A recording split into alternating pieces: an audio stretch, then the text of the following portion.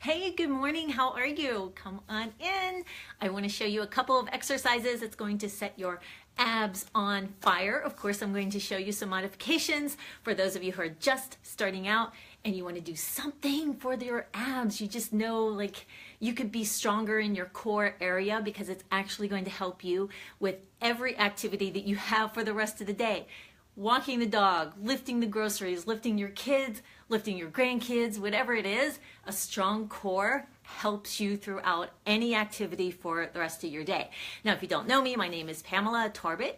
I'm a health, fitness, and nutrition coach, and I help people find a nutrition plan, a program that they absolutely love, whatever. We figure it out in an exercise that you're going to actually look forward to getting up and doing, usually in the morning, but we discuss like a plan. I just don't, send you out with a plan and you try to figure it out on your own. We'll come up with times and menus and eating plans. Nutrition is such a big part of that. But if you are watching me on Facebook, please click the like, and at the end of this, a little box pops up to ask you if you want to get notifications when I come on live. Please help me out and click yes there. Also, if you follow me on YouTube, my name is Pamela Torbett on YouTube, and please take a second to click subscribe on my YouTube channel. Now, these two exercises are going to help the transverse abdominis. Now, transverse means in or around, and that's because it actually wraps around your spinal cord and keeps you stable in that area. That right there is huge. It's going to help with your back pain. And I know a lot of times people say their back just has a lot of pain in it. So I'm going to show you some modifications, because the more you make it just stronger in little tiny baby steps, the more that it's going to help with that pain that you feel after, especially now because it's spring and we're outside and I see everybody doing yard work. So many people have back pain after yard work. So this is going to help with that because it's going to make you stronger. Also, the rectus abdominis is going to work, and that is right here. Those are your six-pack abs that everybody likes to comment on or try to get, right? And it's also going to help on, hey, good morning, how are you? Hi. It's also going to help with your obliques. That's the external obliques, and the internal obliques, they cross like this. They go in opposite directions. That's really going to help also all together. So we're really getting the whole core in just these two exercises. Now, you want to find somewhere you can do this at the edge of your bed in the morning. So how easy is that? You're going to be sitting there anyway, right? Most people just sit up. Hey, thank you for that. Thank you for the thumbs up. Most people sit up at the edge of their bed, right? Now, this is a little bit wobbly. This bench, I would find somewhere that's a little more stable, right? Like you'll figure it out. You'll be able to see once you lean back. If it's not stable enough, you're going to just get into a chair or something like that. But let's just do the modification first. My cats are going to be flying through here. Hey. So you're going to lean back because now you're engaging your rectus and your transverse, right? Now, the real exercise is you lift your legs up, and they're called ins and outs, right?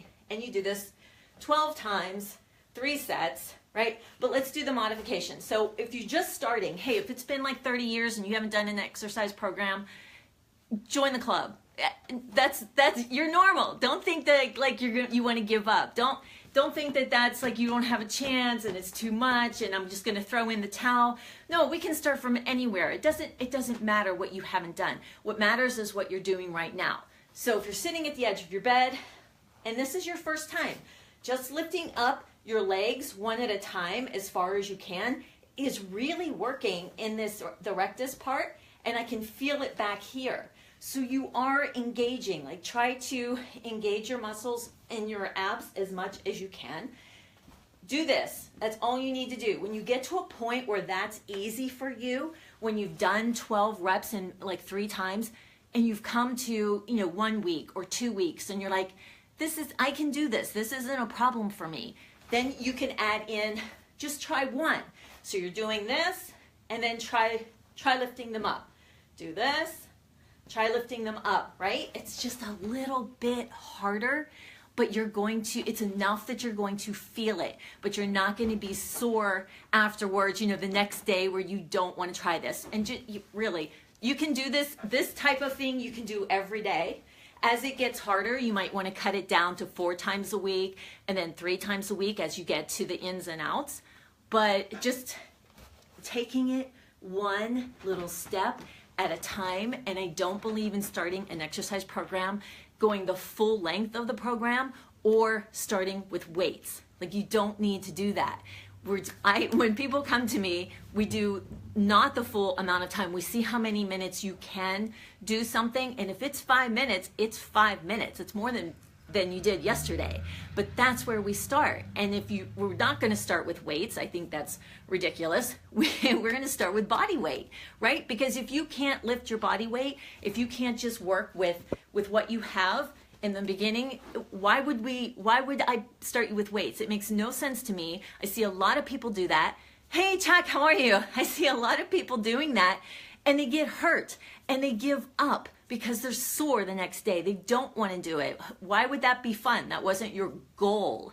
It always depends on your goal too. But let's just start for a couple of minutes, and let's start with body weight first. So many people have not done exercises in 30 years. You just don't throw weights at them and tell them to jump onto a huge program. It just doesn't work that way. So because the last thing I want you to do is feel defeated, which you felt with all the other programs, right? That's why usually people come to me because they've tried everything else and they feel defeated. They're at that point where nothing has worked. That's why, because you've been told that you have to do something for, an hour long, 2 hours and on some machine or something, or given weights, and that's ridiculous. That's just such a big thing for me. So let's just do this. Then you can add this, right? As you get stronger. Now, maybe you can once you go a week or 2 weeks with that and you're like, I can do that. I've come to a point where I can do that and it's not a problem for me anymore. Think about where you started. You've never done that before. Now you're doing 2 things that you've never done before.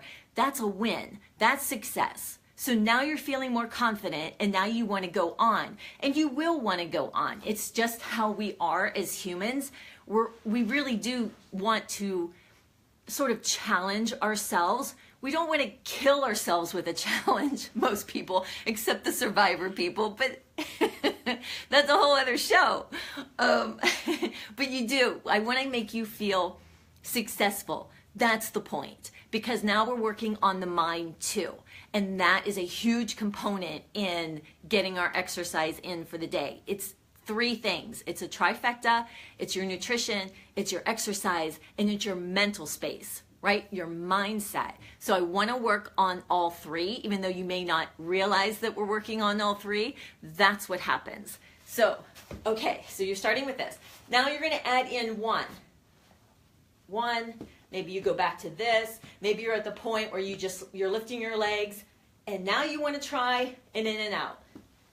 You want to lift your legs, and now you want to try another in and out. So maybe you just do 1 and go back to your modification, do 1, do your modification for 11 times, the 12th one, do the in and out, right? So that's more than you've ever done before. You are succeeding, you're winning, your abs are stronger, your back is stronger, you're starting to feel like you can do that. You can do things you're noticing, climbing the stairs, lifting the groceries, lifting the kids, lifting the grandkids, raking the yard, mowing the yard, hoeing the garden, whatever it is.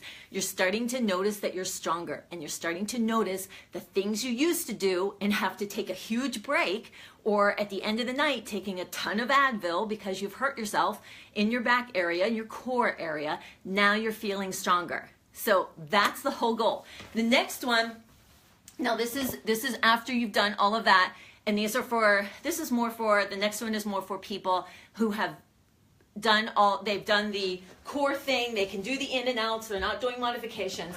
It's actually working the obliques, and it's a twist. So this is totally being worked.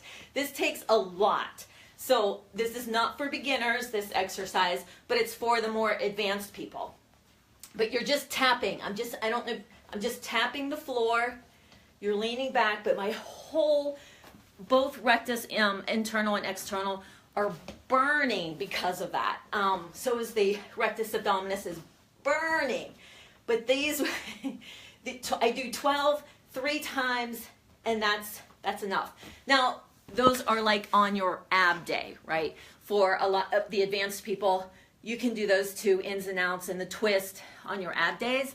But honestly, if you are a person who lifts and you're doing workouts that have lifting involved, anything you do in lifting is actually engaging your core, right? Like we know, just because it's not core day, you're still using and engaging your core in lifting of any kind, or the pulling down, pushing, pulling, everything you do, even the leaning over to do the rows, you're still engaging your core. So remember to sort of hold it in when you do different kinds of exercises. I also, if I'm going to do the presses, I don't lean on anything in the back. You know how I could bring this bench to the straight up position? And a lot of the programs will show you to do that. I just don't, and I just sit on the edge of the bench and press that way, or I stand up and press, because it's really working your core. There are so many different variations too. Like you can, when you're doing the bicep curls, just pretend this isn't here. Most people sit on the edge, like I even do the bicep curls, but if you really want to engage your core, you just stand up and do this.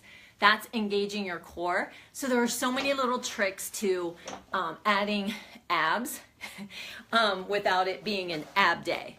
So I hope those help you. I hope I gave you some just a little bit of spark to encourage you to contact me, and we can work on some more exercises for you.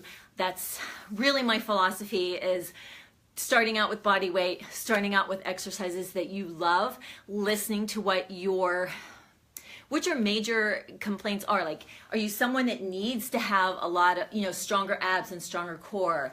Do you do work where you really want your legs to be stronger? So we're going to focus more on that part of your body. So everybody have a wonderful day. Let me know if you try those exercises, how they work for you. Remember, start with your body weight first. Let's do the functional exercises first before we dive into really long programs with big heavy weights. And that could, maybe you never do that because that's not your goal. We have to have an individual plan for you, and that way you'll stay on it and you'll see those successes that are so important for your mindset. Okay, have a fabulous, fantastic day. Hi, Bill. How are you? Hi, George. Hi, Robert. Let me say hi real quick. Oh, thank you. Do you say it Maya? Thank you. Hi, Joe. Hi, Chuck. Thank you so much for joining. Everybody have a super good day. It's sun shining, yes, and it's going to be like in the 60s today. So I'm going to wait till like lunchtime and do some yoga outside, get some grounding in, just taking off your shoes and getting grounded to the earth so that just fills you up. Okay, everybody have a super good day. Bye.